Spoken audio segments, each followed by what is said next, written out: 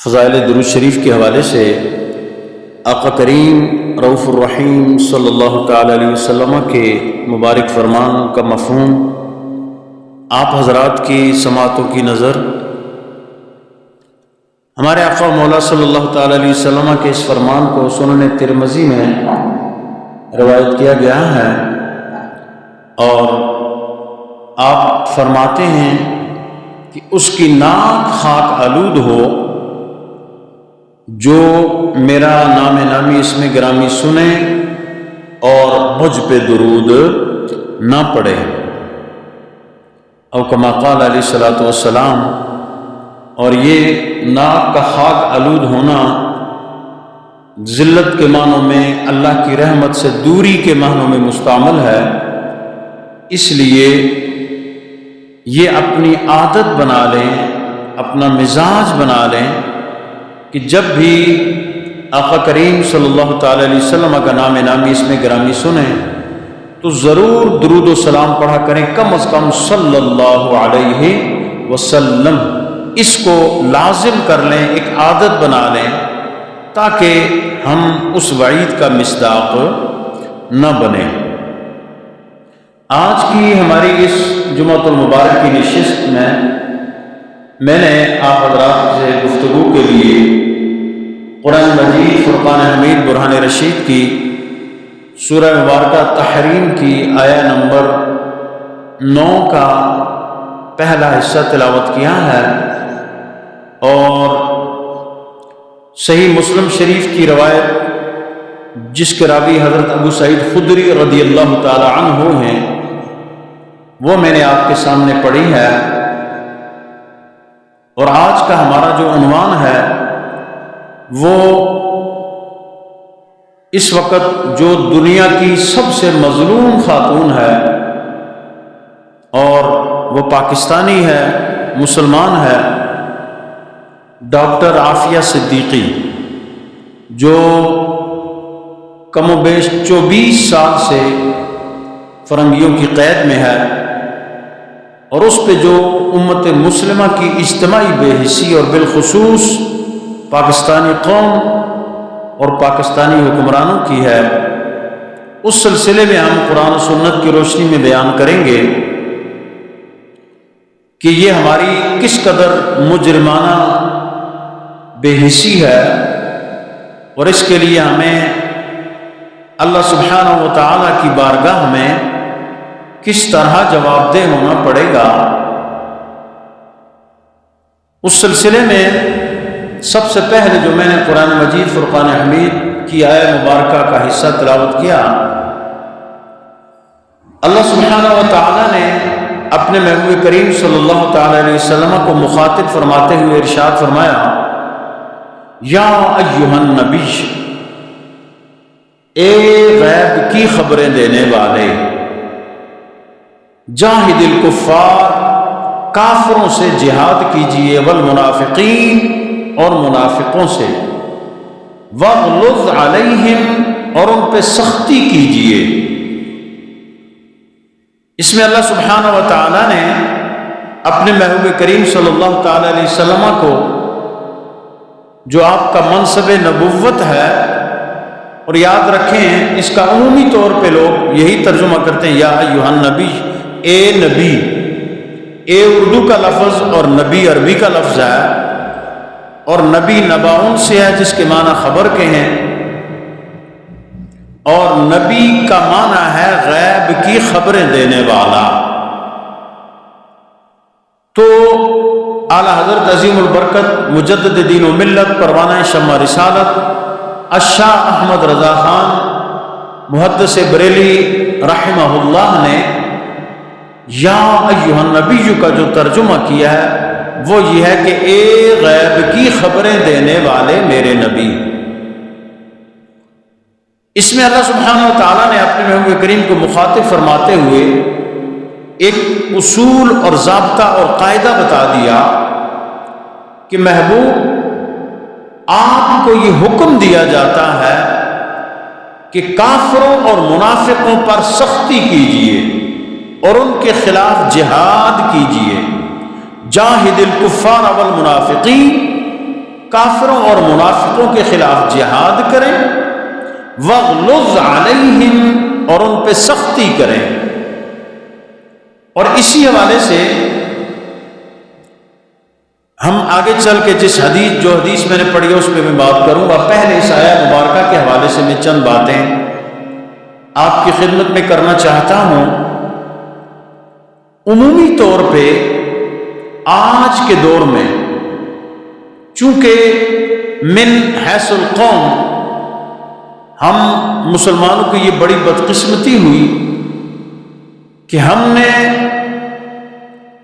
تحقیق کے میدان کو چھوڑ دیا، ہم نے اس تفکر اور تدبر کو چھوڑ دیا جس کا بار بار ہمیں قرآن کریم نے حکم دیا، اور سب سے بڑھ کے یہ کہ ہم اپنے دین سے بہت دور ہو گئے۔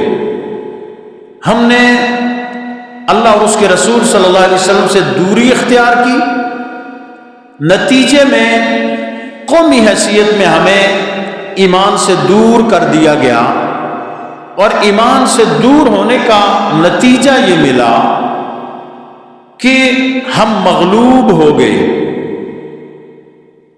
مسلمان قوم اور مسلمان ملت قریباً 1000 سال تک اس پوری دنیا میں سپر پاور کی حیثیت سے رہی ہے، اور مسلمانوں کا سکہ پوری دنیا پہ چلتا تھا، پوری دنیا میں مسلمانوں کا لوہا مانا جاتا تھا، اور یہ اس وعدہ خداوندی کے مطابق تھا کہ جس میں اللہ سبحانہ و تعالیٰ نے ارشاد فرمایا ہے وَأَنْتُمُ الْأَعْلَوْنَ إِن كُنتُم مُؤْمِنِينَ، تم ہی غالب رہو گے، شرط یہ ہے کہ تم مومن رہو۔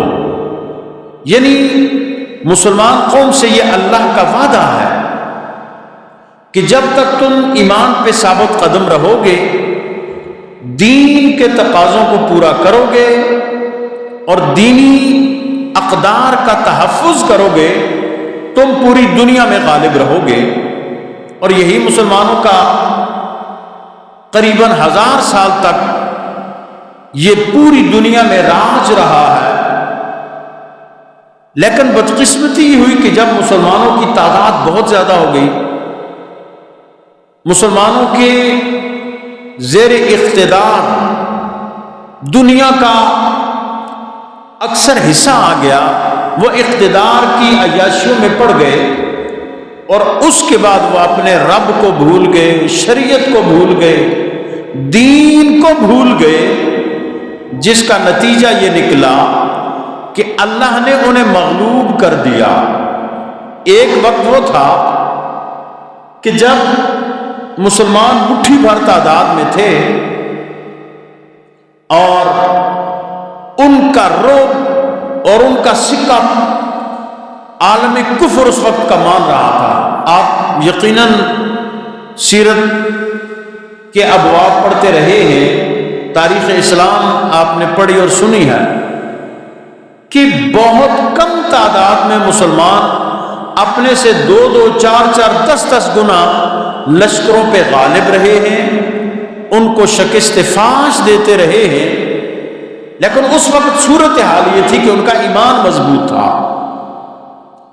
جب مسلمان بہت زیادہ ہوئے، دین سے دور ہوئے اور وہ مادیت میں مبتلا ہو گئے، تو آج کی صورتحال آپ کے سامنے ہے۔ اس وقت دنیا کے 60 بلکہ 65% جو وسائل ہیں وہ مسلمانوں کے پاس ہیں، 60 کے قریب اسلامی ممالک ہیں، اور پھر ان میں ایٹمی پاور پاکستان بھی ہے۔ لیکن صورتحال کیا ہے آپ کے سامنے ہے۔ ہمارے یہاں کافروں کا سکہ اس قدر چلتا ہے کہ ہمارے ہاں چیزوں کے ریٹس بھی وہی مقرر کرتے ہیں، ہمارے ہاں حکمرانوں کو تبدیل بھی وہی کرتے ہیں، اور ہمارے ہاں اقتدار پہ صرف وہی شخص آ سکتا ہے جو عالم کفر کا چہیتا ہوتا ہے، اس کا لاڈلا ہوتا ہے اور ان کو راضی کر کے آتا ہے۔ حالانکہ ہمارا یہ جو وطن ہے، مملکت خداداد پاکستان، یہ کلمے اور اسلام کے نام پہ حاصل کیا گیا تھا، اور اس کے لیے ہمارے ہاں یہ تو رواجن کہا جاتا ہے کہ قائد اعظم نے پاکستان کو بغیر ایک خون کا قطرہ بہائے بغیر حاصل کر لیا، لیکن لوگوں کو یہ ہسٹری پتہ نہیں ہے کہ پاکستان بنا تو لیا، لیکن اس کی ابتدا کہاں سے ہوئی تحریک پاکستان کی، تحریک آزادی کی؟ یہ تو 17ویں صدی کے بعد آپ انگریز کے مظالم اگر پڑھیں تو آپ کے رونگٹے کھڑے ہو جائیں گے کہ کس طرح انگریزوں نے مسلمانوں کے خلاف سازش کی۔ وہ ہندوستان میں تاجر بن کے آئے اور انہوں نے مسلمانوں کی حکومت کو سازشوں کے ذریعے ختم کیا، اور جو مغل بادشاہ تھے ان کے ساتھ اور ان کی رعایا کے ساتھ جو انہوں نے ظلم عظیم کیا، وہ تاریخ کا ایک بدترین اور المناک باب ہے۔ اور اس کے بعد پھر یہ رفتہ رفتہ چلتی رہی۔ 1700 میں بھی جنگ آزادی چلی، اور 1857 کی تو وہ جنگ آزادی بہت مشہور ہے، جس کے بعد انگریز نے مظالم کی انتہا کی، اور یہاں تک کہ مسلمانوں کو بے دریغ قتل کیا۔ انہوں نے کالے پانی، ایک کچھ جزائر کا حصہ، جزائر انڈیمان، وہ ہندوستان کے ایک کنارے پہ ہیں، جہاں پہ انسانی زندگی کا گزارنا مشکل تھا، وہاں پہ لوگوں کو جا کر قید کر دیا، اور وہی لوگ تڑپتے بلکتے وہی مر گئے۔ یعنی کوڑوں کی سزائیں، پھانسیوں کی سزائیں، ظلم کی ایک پوری داستان تھی۔ اور یہ سارا، اس کو ہم تحریک آزادی پاکستان بولتے ہیں۔ پھر جب پاکستان بنا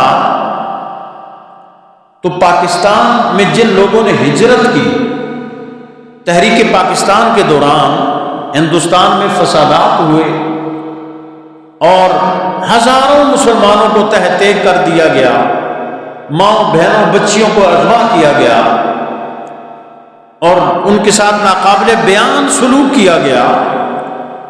اس کے بعد پھر جب ہجرت کی، پاکستان بننے کے بعد دوران ہجرت جو مسلمان قوم کے ساتھ اور مہاجرین کے ساتھ جو سلوک ہوا، اس کو پڑھ کے انسان کی روح تک کانپ اٹھتی ہے کہ جن ہندوؤں اور سکھوں نے جو مسلمانوں پہ مظالم ڈھائے اور مسلمان خواتین کے ساتھ جو کچھ کیا، اس کو بیان کرنے سے ہی دل کانپ جاتا ہے۔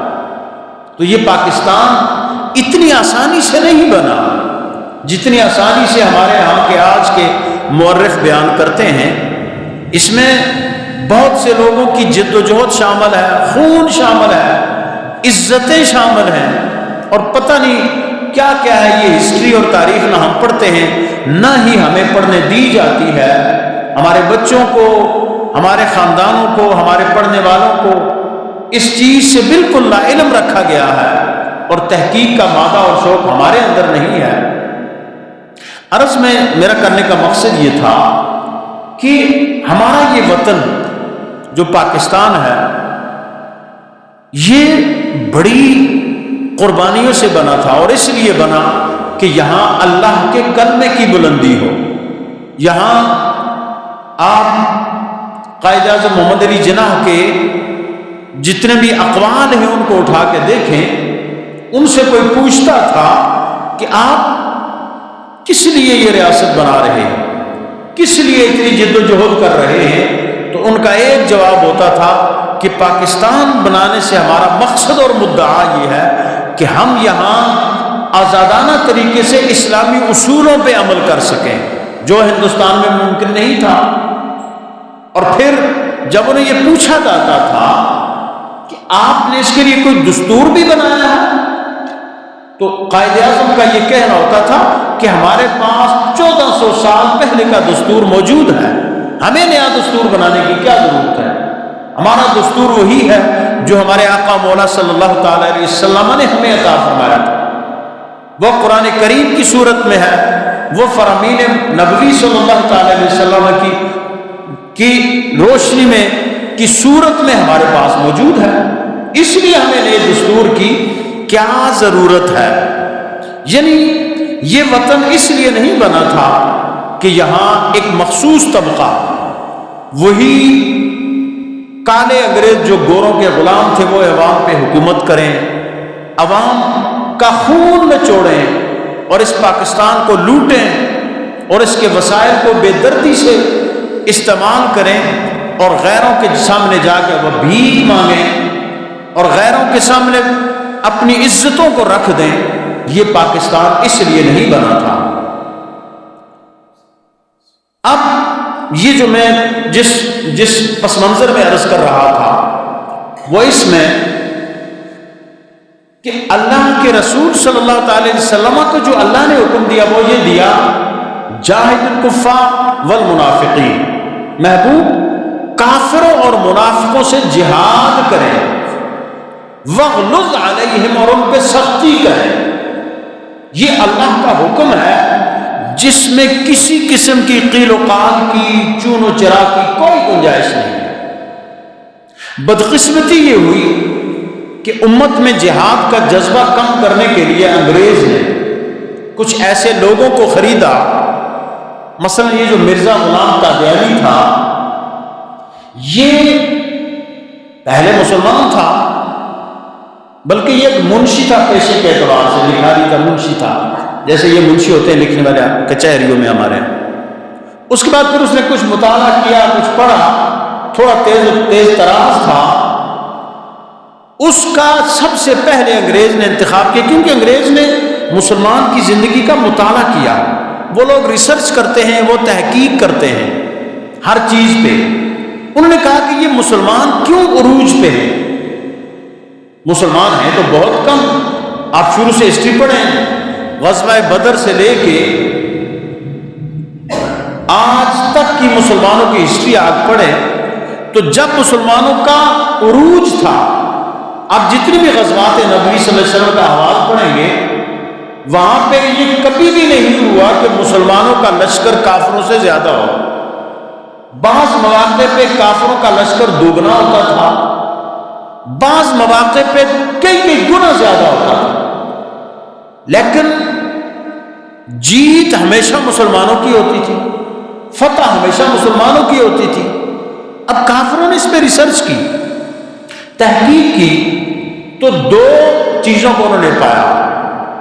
ایک تو یہ کہ جو مسلمانوں کے اندر جذبہ محبت رسول، پہلا وہ جو آقا کریم صلی اللہ تعالی علیہ وسلم سے مسلمان ٹوٹ کے محبت کرتے تھے، اور کس قدر محبت، وہ حضرت عروہ بن مسعود ثقفی جب کافروں کی طرف سے، مسلمان نہیں ہوئے تھے، کافروں کی طرف سے جب وہ گئے وہاں پہ بیت رضوان، جہاں آقا کریم صلی اللہ تعالی علیہ وسلم نے بعد میں لی تھی، بیت رضوان کے موقع پہ کافروں کی طرف سے وہ گئے، تو انہوں نے جب وہاں کا احوال دیکھا، مسلمانوں کا احوال دیکھا کہ وہ کیا کر رہے ہیں، وہ رسول اللہ صلی اللہ تعالی علیہ وسلم کی بارگاہ میں حاضر ہیں، ان کی نظریں نیچی ہیں، حضور وضو فرما رہے ہیں تو جو آپ کے اعضائے مبارک سے پانی گرتا ہے، اور شرعی اور فقہی اصطلاح میں اس کو مستعمل کہتے ہیں، ماء مستعمل، اور ماء مستعمل جو ہوتا ہے وہ طاہر تو ہوتا ہے لیکن مطہر نہیں ہوتا، یعنی پاک تو ہوتا ہے لیکن پاک کرنے والا نہیں ہوتا۔ پاک ان معنوں میں کہ اگر کہیں وہ لگ جائے تو وہ کپڑا بے نماز ہو نہیں ہوگا، لیکن اس سے پاکی حاصل نہیں کی جا سکتی۔ لیکن انہوں نے دیکھا کہ صحابہ یوں اپنے ہاتھوں کو نیچے رکھتے ہیں اور اس پانی کو وہ لے کے اپنے چہروں پہ اور اپنے بدن پہ مار دیتے ہیں، اور پھر یہی نہیں، ظاہر سی بات ہے ہزاروں صحابہ تھے، 1400 یا 1500 صحابہ تھے اس وقت، تو سب کو تو وہ نہیں آتا تھا۔ پھر یہ ہوتا تھا کہ جن کو وہ پانی نہیں ملتا تھا وہ کیا کرتے تھے کہ جس صحابی کو پانی ملتا تھا اس کے ہاتھ کی جو تری باقی رہتی تھی نا، اس کو اپنا ہاتھ مان کے چہرے پہ مار لیا کرتے، یعنی محبت۔ یہ آج کل میں حیران ہوں، یہ عقل کے اندھوں پہ جو یہ پوچھتے ہیں کہ تم رسول اللہ کے نام پہ انگوٹھوں کو کیوں چومتے، ان کی اللہ نے مت ہی مار دی ہوئی ہے۔ وہ خدا جب عقل لیتے ہیں تو ہمارے پاس آ ہی جاتی ہے. اب یار دیکھیں یہ میرا ہاتھ ہے، اس میں پانی تھا، پانی میں نے استعمال کر لیا، اپنی باڈی پہ جسم پہ مل لیا، اب تو یہ ہاتھ اس کچھ نہیں رہا نا. لیکن صحابہ کیا کرتے تھے کہ چونکہ اس ہاتھ پہ رسول اللہ صلی اللہ علیہ وسلم کے وضو مبارک کا پانی لگا ہے تو لہذا اس کو مان کے اپنے کپڑوں میں مان لیتے تھے، پھر کہتے ہم صحابہ سے محبت کرتے ہیں. یہ بڑی عجیب بات ہے. تو مطلب کیا ہے کہ اتنی محبت. اور میرے آقا صلی اللہ علیہ وسلم جب اپنا لعاب دہن یعنی اپنا تھوک مبارک نکالتے تھے تو صحابہ نیچے ہاتھ رکھ دیتے تھے. یار کوئی بیٹا باپ کے ہاتھ نہیں آتا ہے. صحابہ میں کہتا ہوں جتنی محبت صحابہ نے حضور سے کی ہے کائنات کا کوئی انسان کر ہی نہیں سکتا. تو ان کی جب وہ محبت کا حضور کے نام پر جب کاٹے جاتے ہیں مبارک تو صحابہ لے لیتے ہیں تبرک کے طور پہ رکھ دیتے ہیں. حضور کے مبارک بالوں کو کاٹا جاتا ہے منہ ہے مبارک کو صحابہ ان کو آپس میں تقسیم کر دیتے ہیں. جب انہوں نے یہ منظر دیکھا عروہ بن مسعود ثقفی جو اس وقت کفار کا نمائندہ تھا انہوں نے آ کے کافروں سے کہا کہ تم اس کو ان سے نہیں لا سکتے. وہ تو اس طرح ہیں جس طرح پروانے شمع کے گرد ہوتے ہیں اور پروانہ مر جاتا ہے اپنی جان کی پرواہ نہیں کرتا لیکن شمع کو چھوڑتا نہیں ہے. تو وہ جو حضور کے صحابہ ہیں ان کی محبت کا یہ عالم ہے. اب یہ ساری چیزوں کافروں کو زیر نظر تھی. انہوں نے کیا کہا؟ وہ فاقہ کش جو موت سے ڈرتا نہیں ذرا. علامہ اقبال نے سنی وہ فاقہ کش جو موت سے ڈرتا نہیں ذرا روح محمد اس کے بدن سے نکال. پہلا یہ ان کا پلان بنا کہ رسول اللہ کی محبت نکال. اور اس کے لیے پھر یہ سوال کھڑے کیے کہ یہ بڑی بڑی داڑیاں بڑی بڑی پگڑیاں بنائی سامنے کہ جی رسول اللہ کو تو یہ پتا تھا اور یہ نہیں پتا تھا، پیٹھ کے پیچھے کا نہیں پتا تھا، فلاں کا نہیں پتا تھا، فلاں. یعنی حضور کے علم پہ سوال اٹھانے شروع کر دیے انہوں نے. حالانکہ کائنات میں آپ پورا مطالعہ کریں، ظاہر سی بات ہماری ہسٹری 1400 سال 1500 سال کی ہے. یہ جو حضور کے اختیارات اور علم پہ سوال اٹھانا ہے یہ صرف انگریزوں کے دور کی بات ہوگا. میں چیلنج کرتا ہوں، میں پہ بیٹھا ہوں، کوئی بندہ مجھے بتا دے کہ پہلے 1000 سال میں کوئی اس طرح کا سوال اٹھا. یہ سوالات تب اٹھنے شروع ہوئے جب انگریزوں نے یہ ریسرچ کی، یہاں قدم جمائے اور انہوں نے مذہبی لوگوں کو خرید لیا. جن میں سے ایک مرزا غلام قادیانی تھا. اس نے نبوت رفتہ رفتہ کرتے کرتے کرتے آخر میں اس نے نبی ہونے کا دعویٰ کر دیا. اور پھر اس نے کہا کہ جہاد جو ہے اب ختم ہو چکا ہے، اب جہاد نہیں کیا جائے گا، جہاد ختم ہو چکا ہے. جبکہ رسول اللہ صلی اللہ علیہ وسلم کا یہ واضح فرمان ہے الجہاد ماضٍ الی یوم القیامہ، جہاد تا قیامت جاری رہے گا. یعنی یہ واضح فرمان ہے. اب اس نے جہاد دو چیزیں، ایک جذبہ جہاد اور ایک محبت رسول، یہ دو چیزیں ان کافروں نے کہا کہ ہم ان مسلمانوں میں ختم کریں گے. جذبہ محبت رسول کو ختم کرنے کے لیے ایک طبقے کو خرید لیا جس نے حضور کی علم، حضور کے اختیار اور حضور کی شان پر سوالات اٹھانے شروع کر دیے. اور جذبہ جہاد کو ختم کرنے کے لیے انہوں نے مرزا غلام قادیانی اور اس کے متبعین کو خرید لیا، جنہوں نے کیا کیا کہ امت میں ایک کنفیوژن پیدا کر دیا، امت کو تقسیم کر دیا اور لوگوں میں مطلب دو آراء پیدا ہونے لگے. ظاہر سی بات ہے جب کوئی مسلسل آپ کوئی چیز کسی میں انجیکٹ کریں اس کا بہرحال اثر ہوتا ہے. اچھا وہ تو چلے مسلمان ملت نے بڑا مقابلہ کیا قادیانیوں کے ساتھ اور ان کو کافر قرار دلوا کے چھوڑا، لیکن یہ جو سوالات اٹھانے والے آدمی اٹھا رہے ہیں جب اپنی ذات کی باری آئی ان کے لیے کوئی جلوس نکالیں گے، جلسہ کریں گے، نعرے لگائیں گے، جھنڈے لہرائیں گے، وہ کہتے ہیں یہ سب جائز ہے. جب رسول اللہ صلی اللہ علیہ وسلم کی بات آئے گی کہ یار ہم تو اپنے آقا مولا صلی اللہ علیہ وسلم کے لیے کر رہے ہیں یہ سب، تو پھر فتووں کی فیکٹریاں کھول جائیں گے، پھر فتوے لگنے شروع ہو جائیں گے. علم کی بات کریں گے تو سوالات اٹھنے شروع ہو جائیں گے، اختیار کی بات کریں گے تو سوالات اٹھنے شروع ہو جائیں گے. حضور کی وسعت جو اللہ نے آپ کو عطا کی تھی اس عطا کی وسعت پہ بات کریں گے تو اس پہ سوالات کریں کہ جی وہ یہ نہیں دیکھ سکتے، وہ نہیں کر سکتے. تو ان ساری چیزوں نے امت کو کنفیوز کر دیا. لیکن بدقسمتی سے ایک اور طبقہ ہمارے درمیان پیدا ہو گیا جو آج کے دور کے علماء اور مشائخ ہیں، بعض پیر اور مولوی. انہوں نے ایک اور چیز انجیکٹ کرنی شروع کر دی، بعض نے دانستگی میں اور بعض نے نادانستگی میں. اور میری یہ بات یاد رکھیں کہ جو انسان یہ کہے نا میں سب مجھ سے راضی ہیں، مجھ سے کوئی ناراض نہیں ہے نا جی اسی تو سارے کو نال کہن کے ٹر دیا، وہ منافق ہے. وہ منافق ہے. دشمن اسی کے ہوتے ہیں جو سچ بات کہتا ہے، جو حق بات کہتا ہے. جو منافق ہے ادھر جاتا ہے وَإِذَا لَقُوا الَّذِينَ آمَنُوا قَالُوا آمَنَّا وَإِذَا خَلَوْا إِلَىٰ شَيَاطِينِهِمْ قَالُوا إِنَّا مَعَكُمْ. یعنی ایمان والوں کے پاس جاتے تو کہتے ہیں جی اسی تو مومن ہیں، اور جب وہ اپنے شیطانوں کافروں کی طرف جاتے ہیں تو کہتے ہیں اِنَّا مَعَكُمْ، ہم تمہارے ساتھ. یعنی یہ نفاق ہے. یہ کبھی نہیں ہو سکتا کہ دو چیزیں ایک دم درست ہوں، دو فکریں ایک دم ٹھیک ہوں. یا تو ایک فکر ٹھیک ہوگی یہ والی ہوگی یا وہ والی ہوگی.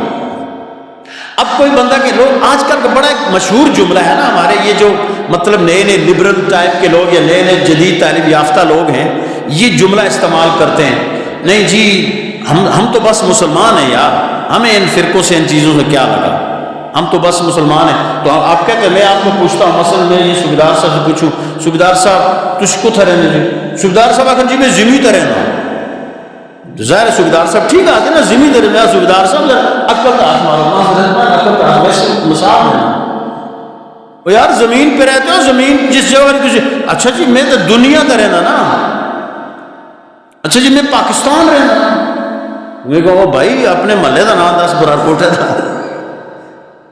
یعنی یہ ہوگا نا، یعنی جو بندے کہ نہیں جی ہم تو زمین پر، آپ کہیں گے یہ بڑا احمق ہے. اس طرح کچھ بندہ جی اصل مسلمان، اللہ نے ہمارا نام مسلمان کو بھائی مسلمان کو رکھا. مسلمان تو وہ بھی اپنے آپ کو کہلاتے تھے جو رسول اللہ کی بارگاہ میں آتے تھے. اذا جاءك المنافقون قالوا نشهد انك لرسول الله والله يعلم انك لرسوله والله يشهد ان المنافقين لكاذبون. اللہ فرماتا ہے جب منافق حضور کی بارگاہ میں آتے ہیں، منافق کہتے تھے انک لرسول اللہ، آپ اللہ کے رسول ہیں، آپ اللہ کے رسول ہیں. اللہ نے فرمایا واللہ یعلم انک لرسول، اللہ جانتا ہے کہ آپ اللہ کے رسول ہو، لیکن واللہ یشہد ان المنافقین لکاذبون، اللہ یہ بھی گواہی دیتا ہے کہ یہ منافق جھوٹے ہیں. بھئی حالانکہ منافق تو یہ کہتے تھے آپ اللہ کے رسول ہیں، ظاہر ہے حضور اللہ کے رسول ہیں، لیکن وجہ کیا تھی کہ ان کی زبانوں اور دل کی آپس میں موافقت نہیں تھی. زبانیں کچھ کہتی تھی، دل کچھ کہتے تھے. اس طرح کے آج کے بعض منافق جو علماء بھی کہلاتے ہیں اور پیر بھی کہلاتے ہیں ہمارے معاشرے میں پیدا ہو گئے، جنہوں نے کہا نہیں جی ہم تو امن کے داعی ہیں، ہم تو امن چاہتے ہیں، اسلام امن کا درس دیتا ہے، یہ فرقے یہ جھگڑے یہ فلاں یہ کچھ بھی نہیں ہے. یاد رکھیں یہ اس دور کی سب سے بڑی مطلب غلط بات ہے. اس دور کی سب سے بڑی یہ بات غلط ہے کہ ہم بالکل اسلام امن کا درس دیتا ہے. اسلام سلامتی سے ہے، ایمان مومن امن سے ہے، لیکن یہ دیتا کہاں ہے؟ اس کا اطلاق کہاں ہوگا؟ کیا کوئی بندہ جب آپ کے گھر پہ آ کے حملہ آور ہو جائے، خدا نخواستہ کسی کی کوئی عزت پہ حملہ کرتا ہے، مال پہ حملہ کرتا ہے، جان پہ حملہ کرتا ہے، بندہ بیٹھ رہا ہے آج ہی مار، آ بیل مجھے مار، کیونکہ میں مسلمان ہوں تو اسلام امن کا درس دیتا ہے لہذا عام کو مار. یعنی یہ اگر کوئی بات کرے گا لوگ کہیں کوئی انسان پر اترے. اب یہ جو پیر باز ہیں یا مولوی ہاتھ چموانے کے چکر میں کہ جی سارا کرو شیرنیاں کٹیاں کرو، اپنی عیاشیاں کرو، آپ یقین جانیں ان پیروں میں ایسے ایسے عیاش بھی ہیں نا کہ آپ کانوں کو ہاتھ لگائیں گے. یہ مرید مسادے سے ہوتے ہیں بیچارے, ہم تو اللہ کو چھوڑ دیتے, پھر اللہ بھی ہمیں ایسے لوگوں کے آگے ڈال دیتا ہے. آپ ان پیروں, بعض پیروں کو بھی بات کر رہا ہوں, میں خود ایک خاندان سے ہوں, پشت آپ پشت سے الحمدللہ. ہمیں پتہ ہے کہ پیری کیا ہوتی ہے اور مریدی کیا ہوتی ہے اور پیر کون ہوتا ہے. یہ تو ہمیں کوئی سکھلائے ہی نہیں اللہ کے فضل سے. کوئی راستے چلتے ہوئے یا کوئی مطلب ہے کرتے ہم مولوی ہے وہ نہیں بنتے. یہ لوگ لوگوں کو دھوکہ دیتے کہ سارے ہمارے ہاتھ چومیں, ان کی عیاشی. محفل میں آپ دیکھیں بڑے بڑے لمبے پیٹ لٹکائے ہوئے آگے موٹ بیٹھے ہوئے, سبحان. بندہ کہتا ہے اس تو بڑا کوئی عاشق رسول ہے ہی کوئی نہیں ہے. لیکن ان کی نجی زندگی کو دیکھیں, عیاشیوں سے بھرپور. مریدوں, غریب ایک بندہ دیہڑی لگا کے جا کے اپنی پیر کو نذرانہ دیتا ہے, حضرت ایک جرمی کے ہمارے علماء نے بعض نے ایسے جیلی پیروں کو سروں پہ چڑھایا ہوا ہے, ان کے عرصوں میں جا کے 1000 10,000 5,000 کے لیے اس کو زمانے کا غوث اور کتب بنا دیتے ہیں, جس کو پیر کیا بلکہ ایسے بعض کو تو خنزیر کہنا چاہیے کہ وہ کام کرتے ہیں. لیکن لوگ کیا کرتے ہیں, وہ جی یہ تو زمانے کا سب تو بڑا ولی ہے. ہاں اگر کوئی ولی ہے تو اسے ضرور کہو, لیکن ولایت کی اس میں کوئی خوبو تو ہونا چاہیے. کیا کرتے ہیں, نہیں جی یہ ہم تو ہمارا دین عمل کا درس دیتا ہے, یہ ایسے نہیں ہے. یاد رکھو یہ ہمارے دین کے مزاج کے خلاف ہے. اسلام امن کا درس اس صورت میں دیتا ہے کہ دوسرا بھی امن سے رہے. ہمارے جو جہاد کا فلسفہ ہے, جہاد اسلامی کا فلسفہ بھی یہی ہے کہ آپ نے اپنے گھوڑوں کو تیار رکھنا ہے. آپ کے پاس جو جہاد کا سامان ہے اس کو تیار رکھنا ہے, بالکل کسی پرامن پہ حملہ نہیں کرنا. لیکن آپ دیکھنا ہے کہ اگر کوئی آپ پہ حملہ آور ہونے کی تیاری کر رہا ہے تو پھر آپ نے اس کے حملے کا انتظار نہیں کرنا, بلکہ جا کے وہاں پہ اس کی گردن ناپ لینی تاکہ اس کو حملہ کرنے کے قابل ہی نہ چھوڑے. یہ ہے اسلام کا فلسفہ جہاد اور یہی ہے فلسفہ امن. اب میں بات چونکہ بہت پھیل جاتی ہے, حدیث پاک تھی وہ میں نے پڑھنی تھی لیکن بہت شاید ہے. اب مجھے آپ بتائیں, یہ پورے جس سینس میں نے بات کی ہے, ایک مظلوم عورت ہے, وہ عالمہ ہے, حافظہ ہے, قاریہ ہے, ڈاکٹر ہے, ڈاکٹر عافیہ صدیقی, جس کو ہمارے ان بکے ہوئے حکمرانوں نے امریکہ کے آگے بیچ کے, آج خدا کی قسم اس کا حوال آپ پڑھیں گے. میں کہتا ہوں ہمارے کسی دشمن کی بیٹی کے ساتھ بھی ایسا نہ ہو جیسا کہ اس کے ساتھ ہوا. یعنی اس کو پکڑ کے انہوں نے امریکنوں کے حوالے کر دیا, پیسے لے لیے, اور اس خاتون کا جو حشر امریکی قید میں ہوا, خدا کی قسم میں ممبر رسول پہ بیٹھتا اس کا عشر عشیر کیا, اس کا 100واں اور 1000واں حصہ بھی نہیں بیان کر سکتا. ایک طرف ان کی ایک بھنگن تھی, بھنگی عورت جو صفائی کرنے والی, جس نے رسول اللہ صلی اللہ علیہ وسلم کی شان میں گستاخی کی اور اس کو اس کی ابتدائی عدالت نے سزا بھی سنائی. گستاخی اس پہ ثابت بھی ہو گئی, سزا سنائی, جس کے نتیجے میں غازی ممتاز قادری نے اس گورنر خناس کے جسم میں 27 گولیاں اتاری جو اس کا وکیل بنا پھرتا تھا. لیکن اس عورت کو پورے پروٹوکول کے ساتھ جا کر ان یورپین کے حوالے کر دیا گیا. خدا کی قسم دل خون کے آنسو. اس پاکستان میں انقلاب نہ آئے تو پھر کیا ہے مجھے بتائیں. رسول اللہ صلی اللہ علیہ وسلم کی عزت پہ حرف آنا مسلمان کے لیے موت کا باعث ہے, لیکن کتنے بدقسمت لوگ ہیں. من حیث القوم ہم بدقسمت, یہ نہیں کہ میں اس سے بری ذمہ ہوں آپ بری ذمہ نہیں, ہم پورے قوم کی حیثیت سے خدا کی قسم ڈاکٹر عافیہ صدیقی کے مجرم ہیں, کیونکہ ہم نے اس بہن کے لیے کچھ نہیں کیا. چند کچھ آوازیں اٹھی, ان کو دبا دیا گیا. ہمارے بابا جی رحمت اللہ علیہ نے ایک توانا آواز اٹھائی تھی, لیکن ان کو بھی وہ بھی اللہ کو پیارے ہو گئے, جیسے بھی ہو گئے اب سب کو پتا ہے. لیکن کوئی تو ایک جو اب سینیٹر ہیں مشتاق, ہم اگرچہ ان کا تعلق جماعت اسلامی سے, میں یقین مانیں ہم کہتے ہیں یار ایسے بندے کو سیلوٹ. وہ ایک بندہ پوری، میں کہتا ہوں کہ ہم نے جو اس کی سینیٹر کی میں نے پڑھا، پورے پاکستان کی اسمبلی میں اگر مجھے کوئی غیرت مند بندہ نظر آئے تو کوئی ایک بندہ نظر آئے. ہر معاملے میں وہ اٹھاتا ہے آواز، کوئی سنے نہ سنے. اس خاتون کے ساتھ جو ظلم ہوا. دوسری طرف دیکھیں نا کہ ایک عورت کو جو بھنگل تھی، جو لوگوں کے گٹر صاف کرتی تھی، اس کو جا کے یورپین یونین نے اس کو اتنا پروٹوکول دیا کہ اپنا سب سے بڑا اعزاز ان کو دیا. انہوں نے کیوں؟ اس نے مسلمانوں کا دل دکھایا، اس نے مسلمانوں کے پیغمبر کی توہین کی ہے.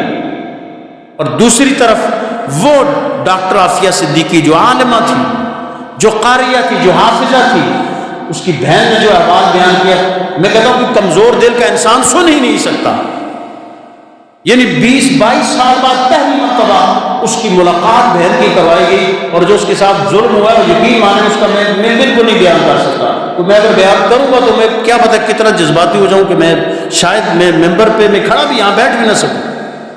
جو ظلم اس کے ساتھ ہوا، اور 20 سال بعد جب ملایا بھی گیا تو ایک موٹا شیشہ درمیان ہے، بہن سے ملنے کی، اس کو ہاتھ ملانے کی، گلے ملانے کی اجازت ملے گی.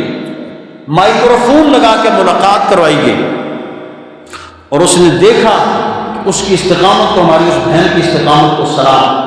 خدا کی قسم میں کہتا ہوں کہ اس وقت دنیا کی جو سب سے مظلوم عورت ہے وہی ڈاکٹر عافیہ صدیقی ہے.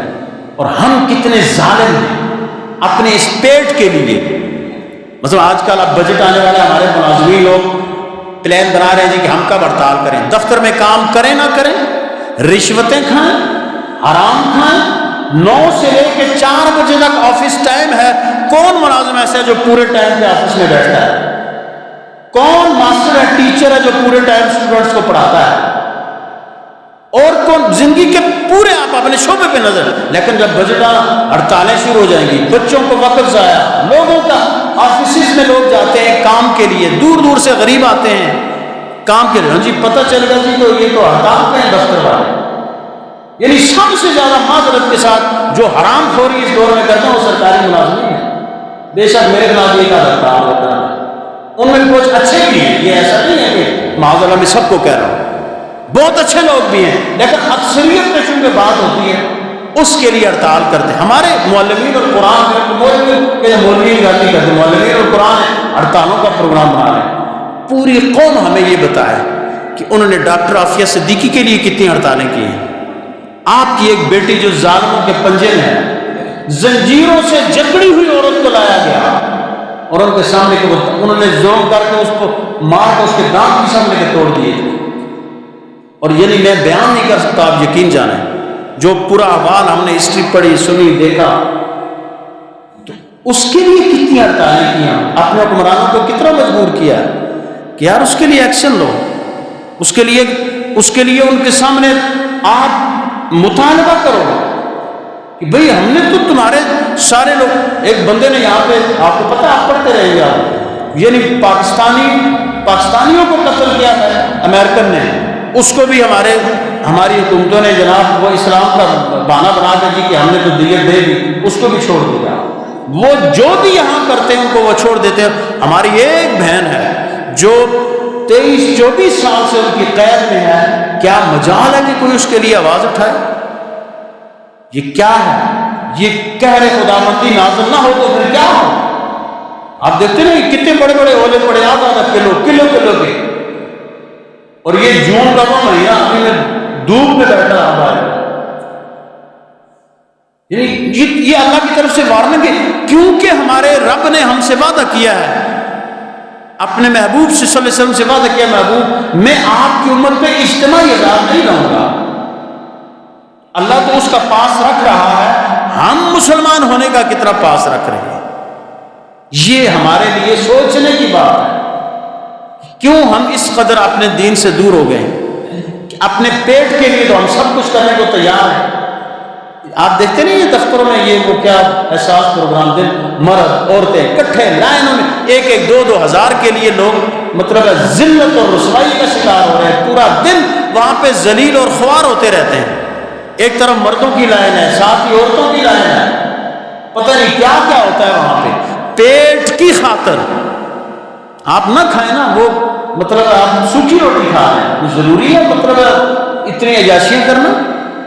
لیکن یہ پیٹ کے لیے ہم کیا کچھ نہیں کرتے، لیکن کیا ہم اپنے اس رب کے لیے، اللہ کے رسول کے لیے، اس کے دین کے لیے ہم کیا کرتے ہیں؟ یہ ہمارے لیے بھی سوچنے کا مقام ہے، اور ہمارے حکمران طبقے کے لیے بھی سوچنے کا مقام ہے۔ اور ہمارے حکمرانوں کو، جو ہمارے تھوڑا سا کسی کے اندر کوئی ایمان کی روشنی اگر بچی ہوئی ہے، تو سب کو مل کے اپنی حکومتوں پہ، اپنے مقتدر طبقات پہ، اگر ڈاکٹر عافیہ صدیقی کسی جج کی بیٹی ہوتی، کسی جرنیل کی بیٹی ہوتی، کسی بڑے صحافی کی بیٹی ہوتی، کسی حکمران کی بیٹی ہوتی، کیا وہ بھی اتنا عرصہ رہا رہتی؟ اس کو بھی وہ رہنے دیتے؟ کیا اتنے ہی لوارث ہو گئے؟ اس کی بہن کہہ رہی ہے کہ میری بہن نے مجھے ایک بات کی ہے کہ کیا سارے مسلمان مر گئے ہیں؟ کہ میرے اوپر ان امریکنوں نے ہر طرح کا ظلم کر لیا، وہ بیان کر ہی نہیں سکتا بندہ، لیکن میرے لیے کوئی آواز نہیں اٹھا رہا، اتنے عرصے سے میں قید میں ہوں، کوئی میری بات کو کہیں نہیں پہنچا رہا۔ تو خدا یہ چونکہ ممبر رسول کا حق بھی ہے، اور ہمارے ہاں ہمارے اس وقت پورے تقریباً پاکستان میں لوگوں سے یہ اپیل کی گئی تھی، اس حوالے سے کچھ تھوڑی سی آگاہی دینی ہے کہ یار مسلمانوں، کوئی تھوڑی سی غیرت کر لو، خدا کا خوف کر لو، اپنے نفس کے لیے، اپنی جان کے لیے، اپنے پیٹ کے لیے تو تم ہر حد سے گزر جاتے ہو، اپنے ان نکمے اور ناکارہ لیڈروں کے لیے ہر حد سے گزر جاتے ہو۔ اس قوم کی بیٹی کے لیے کیا کیا ہے؟ کیا کیا نہیں ہوا ہمارے یہاں گزشتہ دن؟ آپ کی آرمی کی تنصیبات، اور آرمی تنصیبات پہ بھی ہم بظاہر قابل مذمت ہیں، لیکن جو شہداء کی یادگاریں تھیں، جن شہیدوں نے اسلام اور وطن کی خاطر خون دیا، لوگوں نے ان کو بھی تہس نہس کر دیا اپنے لیڈر کے لیے۔ لیکن کیا رسول اللہ کے اس امت کی اس مظلومہ کے لیے کوئی آواز اٹھانے والا نہیں ہے؟ ہمارے چیف آف آرمی سٹاف حافظ قرآن سید آل رسول، میں کہتا ہوں خدا کی قسم ذرا سی ہمت کریں، مسلمانوں کو بڑا رعب ہوتا ہے، ہمارے یہاں صرف نصرت بالرعب، میری رعب کے ساتھ مدد کی گئی ہے۔ خدا کی قسم میں کہتا ہوں ایک ذرا ہمت کر لو، وہ تو خود ڈیفالٹ ہونے کے، دیوالیہ ہونے کے قریب ہے اس وقت امریکہ۔ آپ پڑھیں معاشی پوری ہسٹری پڑھیں، بہت ڈیفالٹ ہو رہا ہے، لیکن وہ پل کس ہمارے عربی شیخوں عیاشوں کے پیسوں سے، ہمارے پاکستانی لٹیرے سیاستدانوں کے پیسوں سے، ان کے بینکوں میں جو پڑے ہوئے اس سے اس کی معیشت چل رہی ہے، اور ہم یہاں بیٹھے رہے۔ تو یہ ہمارے لیے بہت افسوس کا، صرف ترجمہ 1 منٹ میں حدیث پاک جو میں نے پڑھی تھی اس کا وقت نہیں مل سکا۔ میرے آقا صلی اللہ علیہ وسلم کا وہ فرمان جو مسلم شریف میں ہے، حضرت ابو سعید خدری رضی اللہ تعالیٰ عنہ اس کے راوی ہیں، آقا کریم صلی اللہ علیہ وسلم من رأى منکم منکرا فلیغیر بیدہ، تم میں سے اگر کوئی ناجائز بات دیکھے، خلاف شرع بات دیکھے، تو اس کو چاہیے کہ وہ اس کو اپنے ہاتھ سے روکے۔ فإن لم يستطع فبلسانہ، اگر وہ ہاتھ سے روکنے کی قوت نہ رکھتا ہو، طاقت نہ رکھتا ہو، استطاعت نہ رکھتا ہو، تو پھر زبان سے اس کے خلاف بات کرے۔ فإن لم يستطع فبقلبہ، اگر زبان سے بھی کہنے کی ہمت نہ رکھتا ہو تو پھر دل سے اس کو برا جانے۔ وذالک اضعف الایمان، اور یہ ایمان کا سب سے کمزور درجہ ہے۔ تو ہم عوام میں کم از کم اس کو دل سے یوں برا جانیں کہ کم از کم ہم اپنی اس بہن کے لیے دعا کریں، اپنے حکمرانوں کو احساس دلائیں، اور ہم اپنی آواز کو اٹھائیں کہ بھائی کیا کر رہے ہو تم؟ ایک ہماری بہن کے ساتھ، مظلوم بیٹی کے ساتھ اتنا ظلم ہو رہا ہے اور تمہارے کانوں پہ جوں تک نہیں رہتی، تم اپنی عیاشیوں کے لیے جا کر پھر ان کے آگے جولیاں پھیلاتے ہو۔ خدا کی قسم عوام تو سوکھا کھا لیں گے، یہ تو تم اپنی عیاشیوں کے لیے جا کر ان سے قرضے مانگتے ہو، ہمیں کیا ضرورت ہے؟ اس لیے آج کے اس اجتماع میں ہم نے اپنی اس بہن کے لیے یہ آواز اٹھائی ہے، قیامت کے دن یقین مانے وہ سب سے پہلے ہمارا گریبان پکڑے گی۔ تم ممبروں پہ بیٹھتے تھے، تم نے میرے لیے کیا کیا؟ پھر حکمرانوں کا گریبان پکڑے گی۔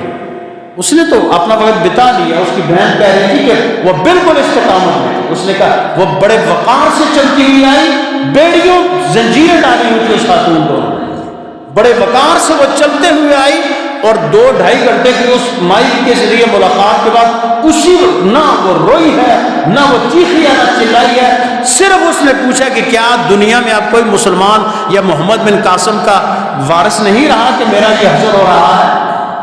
اور یہ سوال نہیں ہے، یہ ہمارے منہ پہ ایک زوردار تمانچہ ہے کہ تم کس بات کے مسلمان بنے. تمہیں شرم نہیں آتی ہم نے آپ کو مسلمان کہتے ہوئے؟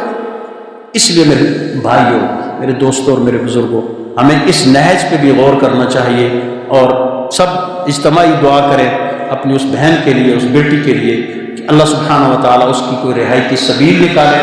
ہمارے حکمرانوں میں تھوڑی سی غیرت پیدا کر دے، نیلے ناخر کے کوئی ہزارویں جس سے جیسی غیرت پیدا کر دے کہ وہ اپنی اس بہن اور بیٹی کے لیے کوشش کر سکیں. اللہ سبحانہ و تعالیٰ سے دعا ہے ہمیں عمل کی توفیق عطا فرمائے. وما توفیقی الا باللہ. جن حضرات نے سنتیں نہیں پڑھی وہ